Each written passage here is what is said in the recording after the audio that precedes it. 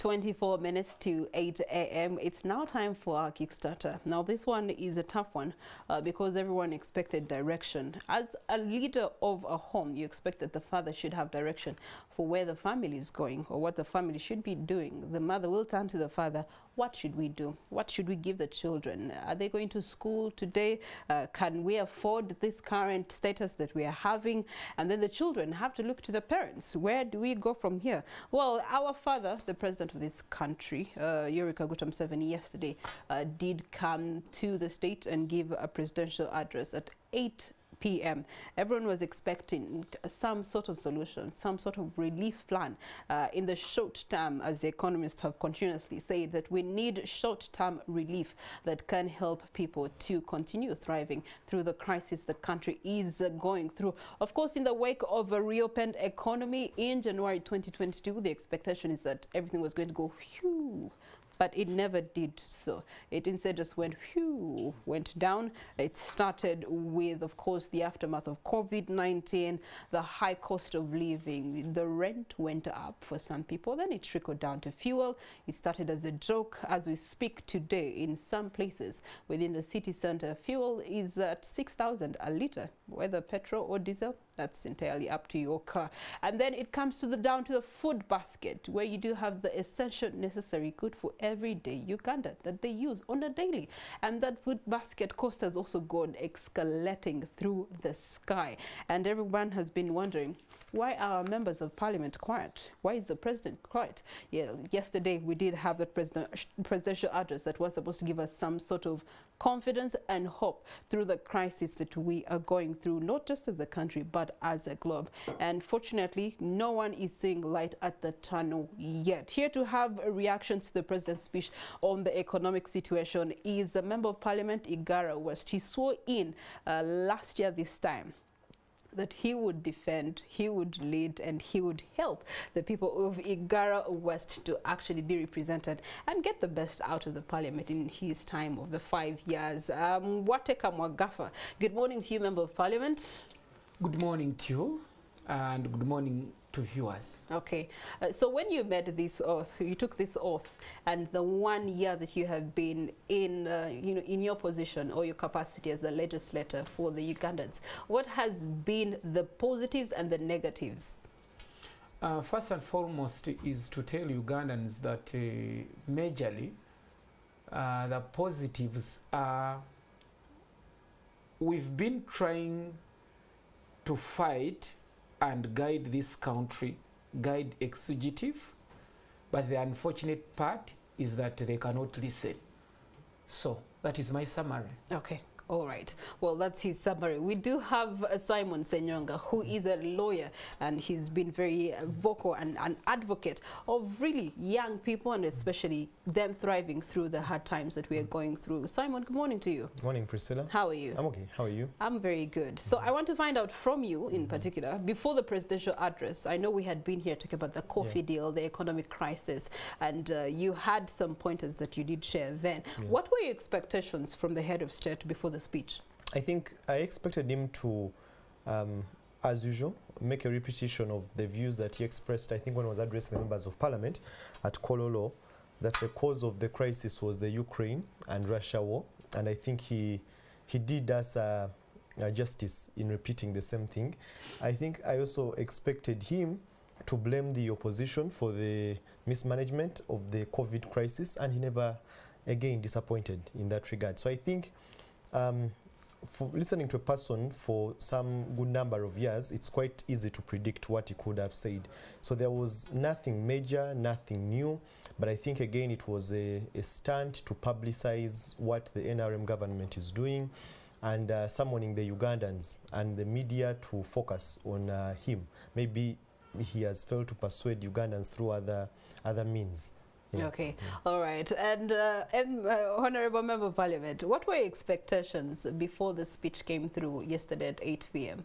Actually, what I expected, it is what he said. Because to me, the president, my president, President Museveni, I know, he has nothing to offer new. He will just tell you all that history.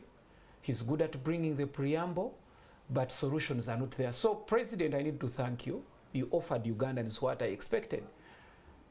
Because when fuel prices had started to escalate, I, as an individual, I requested for space.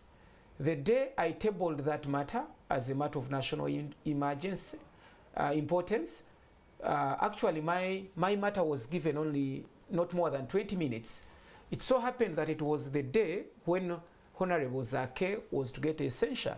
His matter was given over 3 hours. But I don't think the concern of Honorable Zake was the concern of all Ugandans. So what did I do? Next, I decided to move on a border. I bought a scooter because I needed to kukekereza, as he said. So I tried. I was blocked from accessing Parliament, but I'm going to shame them. I cannot access Parliament. After a week, I rode on a bicycle to Parliament. Nothing, and people were saying I'm trying to show off. A member of Parliament cannot feel the pinch of the increasing. It's not permissible for you to show that you're actually also feeling the pinch of the economy. But now, the president has told you, mukekereze, you need to walk, you need to use taxis. But the unfortunate part, even the advocates, people who are trying to kukekereza, as he said, the Dr. Kiza Besigi, they're even being stopped from even walking.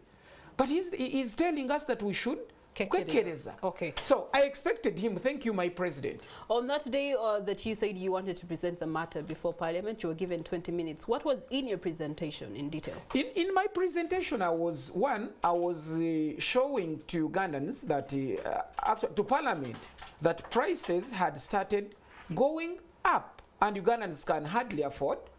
And I even came with evidence. I brought soap, I brought sugar, I came with salt, because I know the problem with Ugandans. We've been talking about a bar of soap, at least a tablet of soap, because our people, they don't even buy in bars or in bulk, in boxes. So I wanted to show even the MPs and some ministers, because some of them, they don't know even how a tablet of washing detergent looks like. They are buying in bulky. But the unfortunate part that my exhibits disappeared from Parliament. So, but I had an alternative. I was telling my president, the counter, I said, please, this is what we can do. We are charging every liter of fuel, we are charging 1,650 shillings. So I was saying, if the government can come up temporarily, it can suspend either this tax or it can cut it halfway. If we are paying 1,650, even if the government decided to chop 500 shillings or maybe 700 shillings, still Ugandans will feel that government has done something. Okay. Member of Parliament, I mean, that was a good recommendation, but the president yesterday broke down for us that, and he said that as far as commodities, consumables are concerned, he was tempted to look in the direction of, doing the cutting of the prices or removing some taxes. However, the tax loss that he then shared with us would quadruple in times to come, and it would affect the budget. And we all know that the budget is around the corner. We have to prepare for the budget and the next financial year. So, Simon, in reference to that, do we see that having been a short-term solution that would have brought some aid to Ugandans? I think, first of all, you have to look at the practice of the government during COVID and then post-COVID. The statement of the president to say that what would have caused a tax deficit would have been sort of a cushioning, an economic cushioning to the Ugandans is, I think, unfounded. It's very narrow in its perspective. So during COVID, there was a recovery plan that was made. Remember the Nabanja's money? Sort of to help the Ugandans. If you remember and I think Honorable Gaffa, I don't know whether it was in Parliament then, 2020, the theme of the budget was the recapitalization of the Ugandan economy. The idea was that money was borrowed from the African Development Bank, World Bank, IMF to recapitalize UDB. That money was misappropriated. Supplementary budgets were passed in November of that year, and there was the monies were not accounted for. So there was a mismanagement of the COVID resources. Now, post-COVID, there is no way, as a Ugandan, I'm persuaded to think that when you cushion the Ugandans, it's the only way you will lose taxes. In Uganda, we have a challenge of fiscal indiscipline. All right? I'll give you a very simple example. When you read Section 26 of the Public Finance Management Act, it creates what is called the contingencies fund. The idea of the contingencies fund is to ensure that in case of any emergencies, there are available resources. Now, the contingencies fund is supposed to be funded by at least 0.5 of the percentage of the budget of the previous year. So, for example, in the coming budget with the appropriation bill which has been passed, the contingency fund has to be funded by 0.5 of the budget of 2021. Now, when you look at the funding of that budget from 2018 to 2021, it has been extremely dismal. What happens with that? You have to keep on getting supplementary budgets. When you have supplementary budgets, how do you sustain them? You have to do budgetary cuts on other priority areas. Now, because of that, you have underfunded priorities. So there is fiscal indiscipline in regards to number one, making sure that the fund which is supposed to help us in emergencies is underfunded. The misuse of the resources, the failure to account for them. And you know, the whole aspect of having to have supplementary budgets without clearly stating how you're going to fund them. At the end of the day, many of the priorities in government are underfunded. So for the president to say that the only way Ugandans, we are going to lose taxes because of cushioning Ugandans, it's not true. A lot of monies have actually been lost in the fiscal indiscipline and the failure to manage the budget as opposed to cushioning the Ugandans. So the two, there is a very major mismatch in terms of managing of resources in this nation. Okay, all right. And so that brings us to Honorable Gaffa. Yesterday we were looking at Parliament approving 48 trillion, the budget 2020 to 2023. Simon here states that, of course, there's been a lot of misuse of resources, mismanagement of some of these budgetary allocations. And the expectation is that as a government, there should be budgetary cutbacks on some things to be able to harness the current environment with the economic crisis. When we had the 2021-2022 budget, the contribution of Ugandans was up to, 76%. Because of COVID-19, we had some cut off in terms of foreign aid here and there. So it had to come down to pinch Ugandans. Therefore, we had some, taxes that were taken up. When we were supposed to be having a reopening of the economy was reopened, things have gone even higher, especially for the wananchi that is tasked. So how do you expect us to contribute to this 48 trillion budget for the next financial year in the wake of this crisis? I think before that, we need a comprehensive accountability from the government. You remember during COVID, all entities were suspended from traveling abroad. All the conferences were banned. But government has never dared to come up and tell Ugandans that, because nobody flew either to seek treatment, even to go to benchmark, this is what we've earned. This is what we gained from all this time. It has never. Then, for the case of supplementary, I will just agree with my brother. Reason being, whenever they are bringing supplementary to Parliament, the biggest supplementary is for State House. Every day, State House must use over 2 billion. If the president is very genuine to his heart and genuine to Ugandans, when he cautions Ugandans not to spend, he would have been the best person to begin with. Lead by example? Yes. Why is it that whenever the president is going, all that motorcade that is following him, where is it going?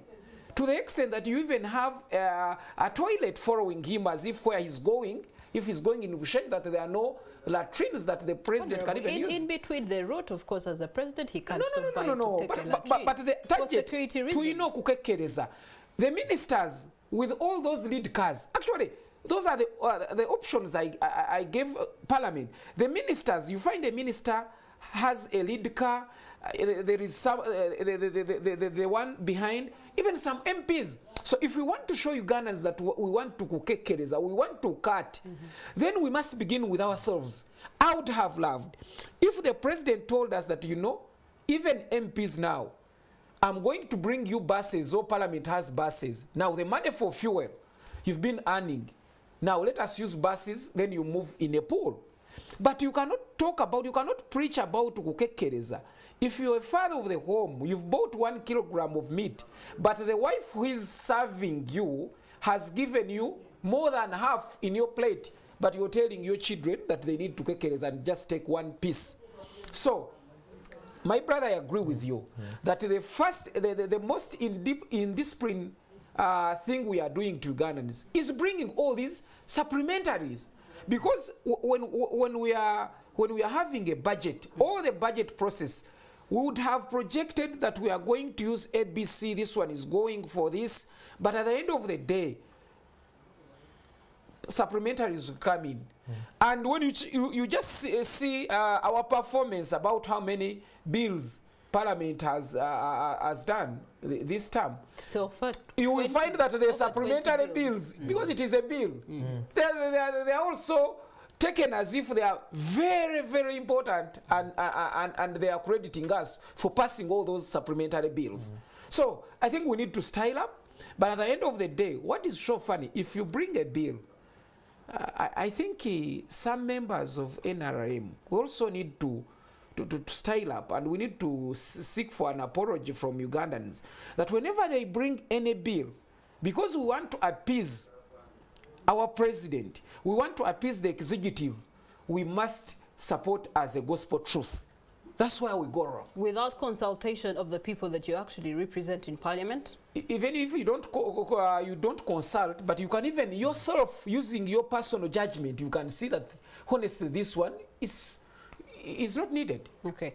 All right. Simon, subsidies for and removing taxes from imported products is definite suicide in the president's words. And he says it will deplete both families' savings and national reserves, leading to the inability to pay for imports. Of course, foreigners beyond East Africa do not accept the shilling as a unit of exchange. That alone becomes a hiccup for us to be able to survive through this economic crisis. What's your say on that? I think one of the causes of the biggest financial hemorrhage in Uganda has been the lack of a clear policy on incentivizing especially investors in regards to tax exemptions. So we don't have a clear policy that gets to guide, number one, in selection of who an investor is, what is the criteria for you to give them particular exemptions. There are those which by law, by the tax laws, they can be entitled to, but most of the times we get to lose a lot of money because major tax exemptions are given. I'll give you a simple example.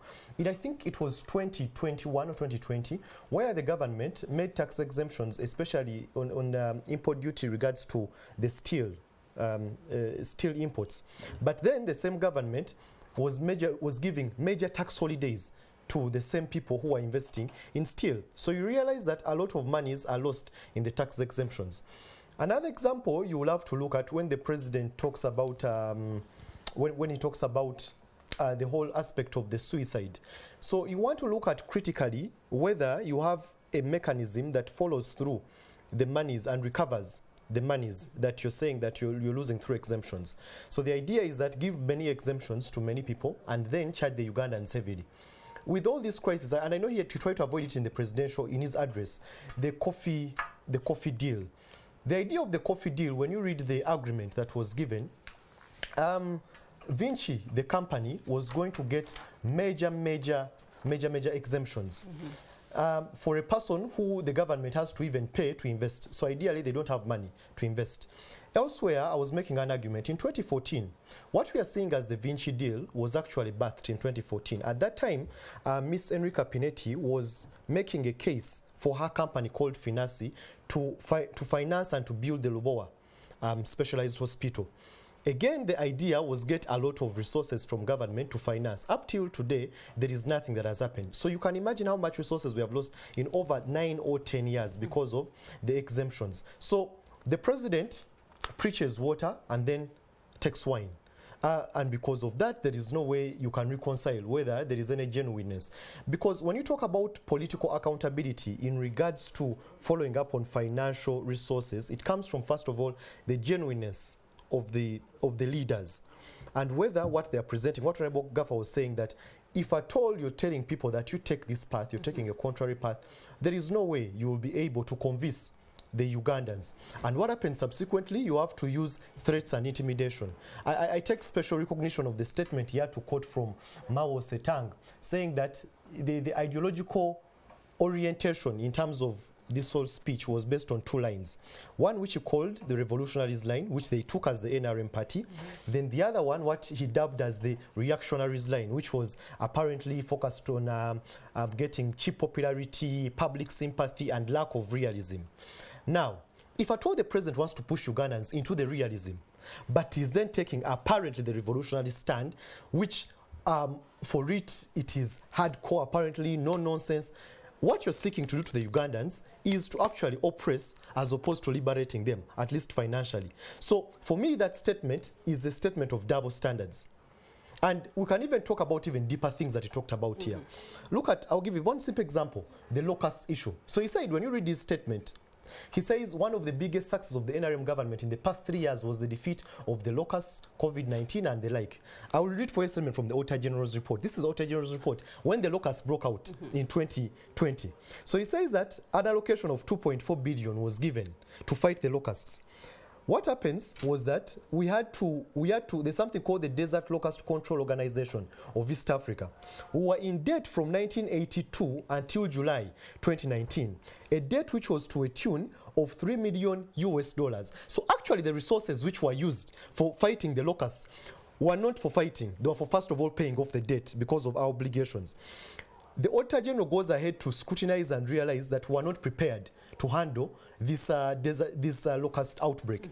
But eventually, he advises the government that they had to develop and initiate a comprehensive and efficient disaster preparedness plan in the core agricultural sectors of fisheries, crop resources, animal industry.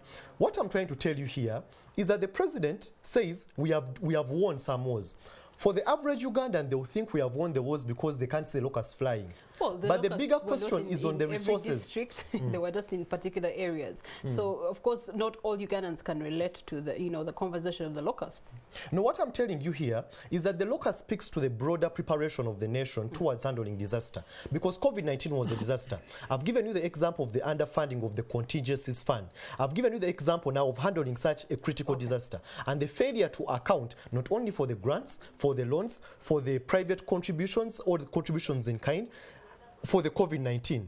So there is no way you can persuade me that actually Uganda and the NRM government has won these major wars. Well, from his address, Honorable, he did say that in one way or another, Uganda had won the war against COVID-19 in comparison to other continents. And then he comes out to say that one of the challenges was the fact that because there was total lockdown for the 2, lockdowns that we had here in Uganda, it did affect production of locally made produce. We get to look at soaps, for example. He made mention that hotels were closed, public areas were closed, and some of these areas are contributing to the supply that was there in line with the demand. Now, the demand went down, and so they couldn't continue supplying a nation that did not have demand. Therefore, some industries had to close, some had to pause or reduce on the kind of quantity that they were putting out. So he comes out to state that resumed supply after the COVID-19 pandemic, not meeting the high demand. Is there high demand? Has the demand changed? Because we still remain the same population, just a few births here and there that increase it, but those are not using soap right now. Thank you so much. First and foremost, it is very unfortunate that for the last over 36 years, when the president has been here leading Ugandans, when he came, he promised Uganda how he's going to stop hemorrhage of people buying things from abroad. Actually, that all the things that were going to be manufactured here according to the NRM, the 10-point program. But guess what? 36 years across the road, we don't even manufacture toothpicks. We still import toothpicks. We cannot even manufacture safety pins. We can as well import. But he's lamenting. Thank God that COVID, much as he's talking about COVID, it has exposed Ugandans. Formerly, we used to deceive Ugandans that actually we have crude palm oil and we are getting it in plenty from Karangala. We don't import. But guess what? President, actually when I hear him that he cannot chop off taxes, tax exemption for some of the raw materials. I even laugh at him. Let me tell you, Ugandans, to get soap, to get cooking oil, to get the washing detergent, the raw material is crude palm oil. And we get crude palm oil from Malaysia, Indonesia, all the way. But because our government has no planners who can even sit and plan for this country, last financial year, we put an excise duty of 10% on imported raw material of crude palm oil. And it's only Uganda in East Africa that has put that tax. So when we met our Committee of Trade, when we met Madivani, and we are concerned about why is it that soap is going so high, the prices are so high. Then the other detergent, the normies and whatnot, he told us that, you know what? You should get to know that before we even get cooking oil from crude palm oil, the residues of the cooking oil, which is the ones we use to make soap for Ugandans. So if you put an excise duty of 10% last year, when you had anticipated that there was even COVID, when you anticipated that in East Africa it does not appear anywhere, what do you expect me to do? So if the president had I have to put the burden on the end user, the consumer. Yes, he must. Actually, it's not these people with factories that pay tax. It's a consumer.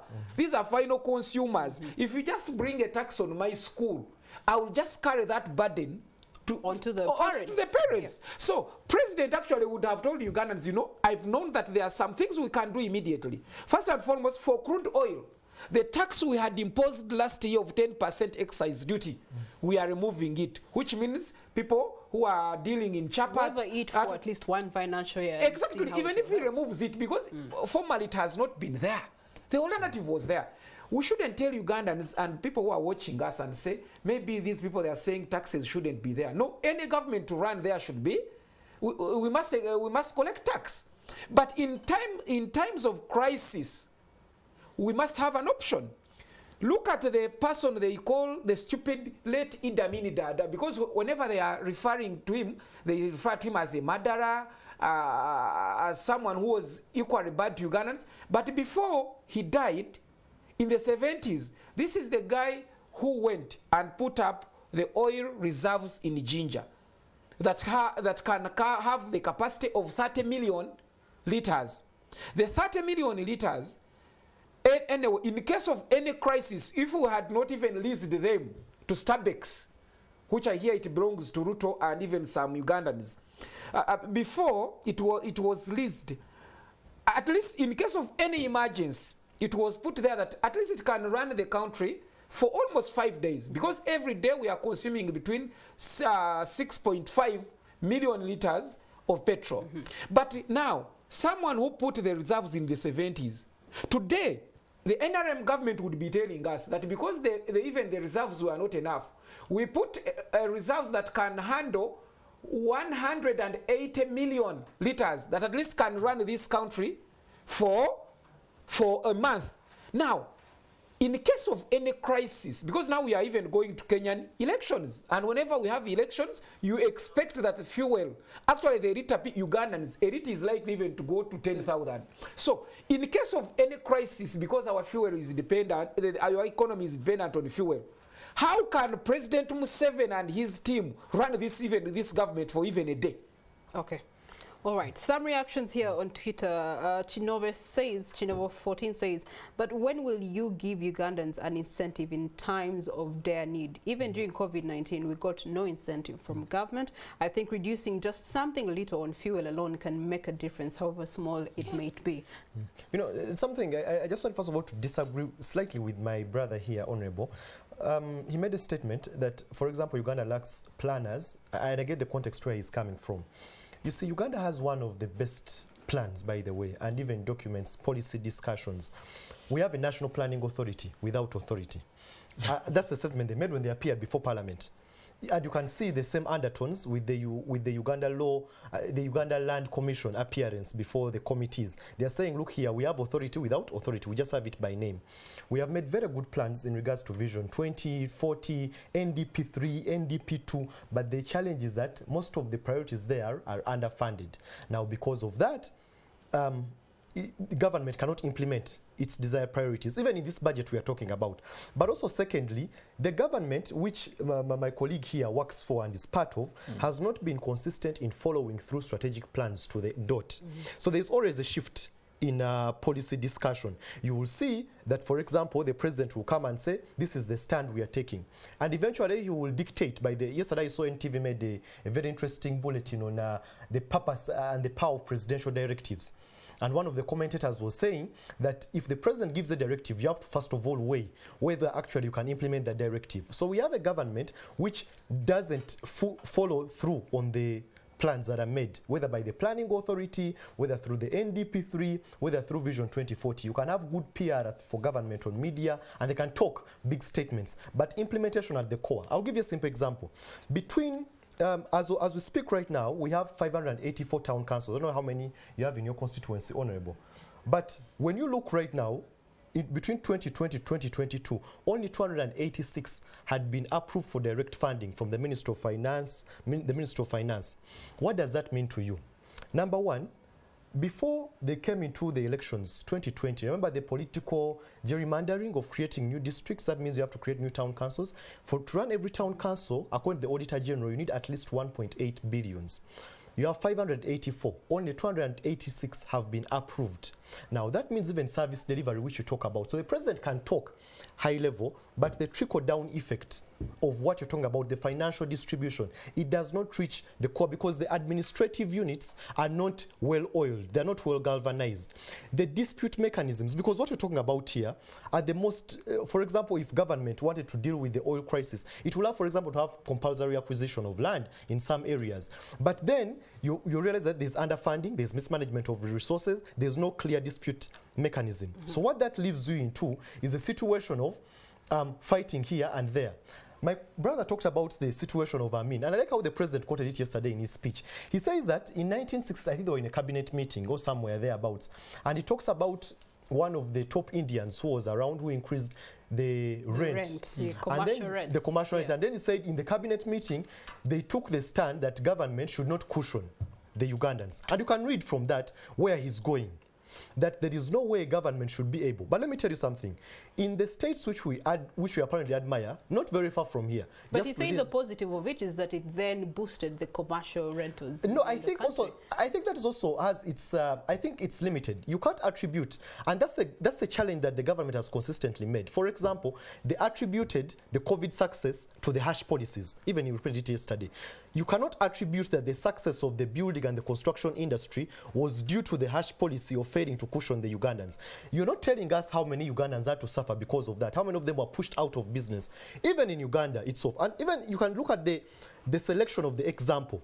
We have had examples of national investors here recently. Yeah, but you also mentioned the Indian, and today we have more Indians owning property. Let me just finalize even this. And within the city than the Ugandans. So we've gone back to history repeating itself per se. Well, that is partly true. But for example, if you talk about incentivizing the Ugandans, how come for the foreign investors, so-called investors, you can give them tax holidays, tax exemptions, but for the nationals, we have had companies, prominent companies collapse.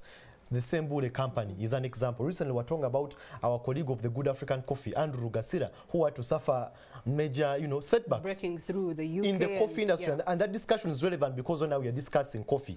So you realize that the orientation of the government and the president is not one which is consistent towards realizing their priorities in the policies they make. All right. Another reaction here say Ugandans have not asked for subsidies but regulations of those people who set the commodity prices with either a minimum price below which it's illegal or a maximum above which it's illegal, but not being overly charged for goods acquired at slightest cheaper prices. And that's definitely a reaction from people. So at the end of the day, is it that the president is absconding from his duty to the Ugandans who elected him? Absolutely, yes. If I were him, last night I was going to give Ugandans the biggest party they never even expected from me. One, you have a cabinet of ministers, over 80 ministers, who are very idle but orderly maybe. Even in Parliament one time, I remember I put one on point of order because I thought a stranger had entered. We don't know them even ourselves, those ministers. So the majority are very idle. If I were him, last night, to show Ugandans that I'm also concerned, I would have reduced even the cabinet to remain even not more than 10. And the rest, because they are consuming taxpayers' money. So if you're saying, let us kukekereza, katukekereze neba minister, let us begin from those ministers, slash all those ministers, merge all the ministries, and we can even proceed. Okay. Then, who killed the Uganda railway? Who killed our railway? What happened? Because in any country, if any country is to develop, because we are moving every day, someone, Mbwa, would not even feel that I should even come with my car, even my brother. If there is a train, people would even be, it is cheaper, it can accommodate many, it can reduce jam. President, you would have even talked about and say, now, the train is here, because you've been talking about, lamenting about how UPDF is trying to reconstruct, when we know that even those steel bars, the rails, were even stolen by people, accompanied by even UPDF. The cars could even move during the day, even the police. So, you had an alternative that you would even tell to Ugandans, not even to lament and keep on lamenting. We cannot entertain that. And for sure, let me tell you, I was not even going to listen to him. That is the unfortunate part. But it so happened I had gone to the saloon and they had tuned in. Because I expected, even if I don't tune in to listen to my president, whatever he speaks, I will even anticipate, as my brother has said. Okay. So, President, there is what we can do for this country. Can we make sure that those the reserves in are restated? You know, a member of parliament, what's the way forward? No, when you're asking me a question, when a doctor is treating a patient and he tells an attendant that I failed, now attendant, what is the way forward? What do you expect from an attendant? Mm-hmm. The president has told you, me, I will continue advocating for my rights. I will use the measures I've been using. You might call it defiance. And from here, to be honest, I even came by border. Even going back, I want to sit in a taxi and even try to maybe to take a record and show Ugandans that honestly the president told us to kwekereze. The next time as I'm moving in a taxi, President, I also expect you to see moving in a taxi or in a bus. Show us that even when the first lady is moving, he does not go with all that motorcade, all the ministers. Please let us live exemplary. The crisis comes down. Okay. And don't arrest any Ugandan that he's trying either to walk or demonstrate, because you're saying we all know some of your friends are going to be arrested for reacting to the kukekereza speech. But then also the other statement that was made in between there is in reference to a proverb: the chicken has no breasts, but it's able to raise its children, vis-a-vis all these other animals that have breasts upon which the young ones can feed on to be able to grow. So how do these chicken grow without breast? Before he can let him first give his submission. Obviously, number one, I think we need to rethink our position as a nation, especially in terms of priorities. My brother talks about how, this is what I was telling you exactly.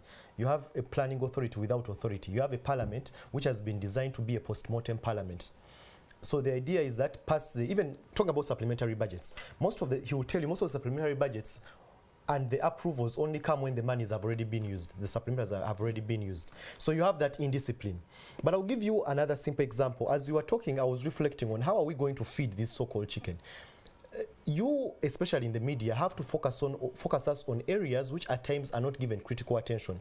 Again, I was reading through the Auditor General's reports and our performance as a nation. And I realized that actually we have undeclared mineral exports and imports in this nation. You talk about the fiscal hemorrhage that we have. one of the ways through the money, which the money leaks, is that we don't declare. Now, I just realized that between 2017 to 2020, we lost over 26.3 billions. I don't know how many hospitals, healthcare centers would have been constructed in doing what? In exportation without licenses, particularly of minerals. I think this is vermiculite, tantalum, and tungsten. What this means for us as a nation is that, number one, we have a lot of porous borders in terms of our financial system. Number two, you have critical accountability mechanisms like the parliament, the judiciary, which are underfunded, which are powerless, which most of the times do a post-mortem job. So the only way you can feed the chicken is rethinking your strategies and rethinking your priorities. Okay, all right. Well, solutions at the end of the day that we picked out: use frugally the imported items, or find local substitutes if they exist. Use our own raw materials, but then again, the taxation issue will come up. Increased production is the best solution to the high commodity prices.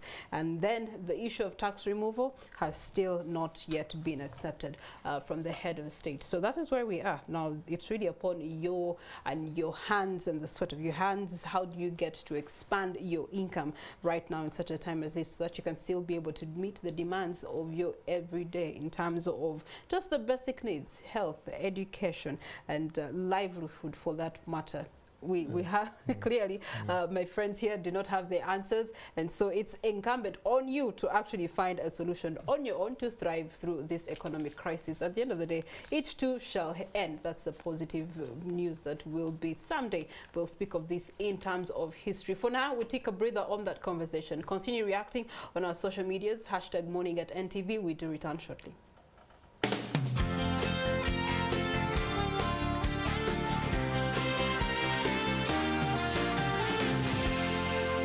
You're watching Morning at NTV. The oil